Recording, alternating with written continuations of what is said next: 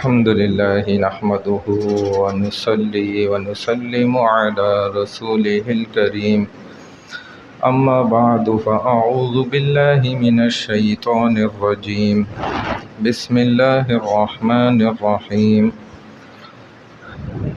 مٹا دے اپنی ہستی کو اگر کچھ مرتبہ چاہے کہ دانہ خاک میں مل کر گلے گلزار بنتا ہے۔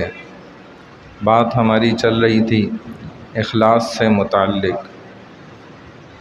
حدیث شریف میں آتا ہے کہ بعض لوگ ایسے ہوتے ہیں کہ کسی کے دروازے پر 1 دینار کے واسطے چلے جائیں اور دستک دے دیں تو ان کی مراد پوری نہیں کی جاتی۔ اگر نکاح کا پیغام بھیج دیں تو اس کو انکار کر دیا جاتا ہے۔ لیکن یہ وہ لوگ ہیں کہ جب اللہ کی بارگاہ میں وہ قسم اٹھا لیتے ہیں، اگر اللہ کے نام کی قسم کھا لیتے ہیں تو فوری طور پر اللہ ان کی بات کے مطابق اپنے فیصلے کو بدل دیا کرتے ہیں۔ یہ ان اللہ والوں کی نشانی ہے اور یہ ان کا اخلاص ہوا کرتا ہے۔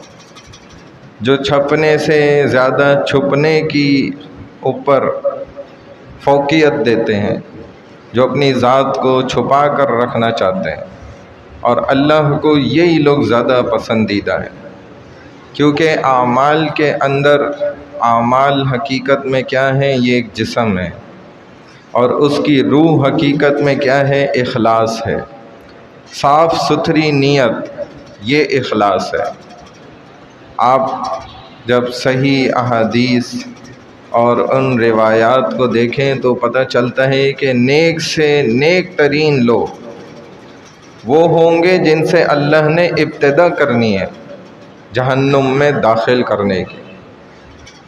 ایک وہ عالم کہ جو اخلاص کے ساتھ اس نے علم نہیں سیکھا، اس نے لوگوں کے سامنے اپنا نام پیدا کرنے کے واسطے علم سیکھا کہ لوگ مجھے عالم کہیں گے، مفتی صاحب کہیں گے، شیخ الحدیث کہیں گے، اور اس لیے اس نے علم سیکھا، سکھایا، پڑھا، پڑھایا۔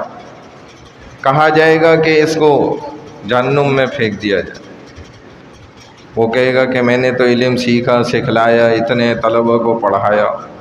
کہا جائے گا کہ تمہارا مقصد یہ تھا، نیت یہ تھی کہ لوگ تمہیں عالم کہیں، سو کہا جا چکا، لوگ تو تمہیں عالم کہتے رہے اور لوگ تمہیں بڑا بناتے رہے اور تم خوش ہوتے رہے۔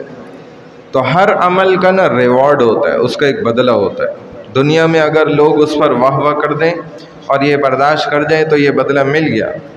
اسی لیے حضرت عائشہ رضی اللہ تعالیٰ عنہ ہر عمل پر جو نیکی کرتی، کوئی سامنے سے تعریف کر دیتا تو اسی کے تعریف کے کلمات اسے واپس دہرا کے دعا دے دیتی تھی کہ تاکہ اس کے ساتھ جو میں نے نیکی اور بھلائی کی ہے اس کا بدلہ یہ اس کی بات سے مجھے نہ مل جائے، میری بات اس کی بات کے بدلے میں ہو جائے، اور جو میں نے عمل کیا اس کا ثواب میں اللہ ہی سے لوں گی۔ مجھے ان انسانوں سے اتنے سے چند ٹکے کے الفاظوں کے پیچھے بدلہ نہیں چاہیے۔ چنانچہ ایک شہید کو لایا جائے گا کہ تم کس واسطے شہید ہوئے؟ لوگوں کو دکھانے کے واسطے، کہ لوگوں میں میرا نام اور مرتبہ اور مجھے میڈل مل جائے گا۔ تو وہ تو ہو چکا، وہ تو تمہیں مل گیا، وہ تمہیں باتیں جو تھیں، وہ جو لقب تھا وہ حاصل ہو گیا، لہذا اسے اٹھا کے جہنم میں پھینکا جائے گا۔ اسی طرح ایک سخی کہا جائے گا، اسے بھی منہ کے بل جو ہے جہنم میں پھینکا جائے، وہ کہے گا میں نے تو آپ کے راستے میں اتنا مال خرچ کیا۔ کہا جائے گا کہ لوگوں کو دکھانے کے لیے۔ یہاں تک تو حدیث ہے نا، اس کے آگے میں خود سمجھانے کے لیے یہ الفاظ کہہ رہا ہوں کہ ہمارے ہاں بھی لوگ بڑے ایسے ہوتے ہیں ماشاءاللہ۔ جی پہلے مجھے یہ کہا جاتا تھا، اب جی مجھے میرے نام کے ساتھ حاجی جوڑ دیا جائے، تو حاجی بننا چاہتے ہیں، ٹھیک ہے جی بن جائیں۔ ہو سکتا ہے وہاں چوتھا نمبر اسی کا ہو کہ حاجی کہلانے کے لیے تم نے عمل کیا تھا نا، تو حاجی تو کہا جا چکا، چلو بھائی جہنم میں پھینکو اس کو بھی۔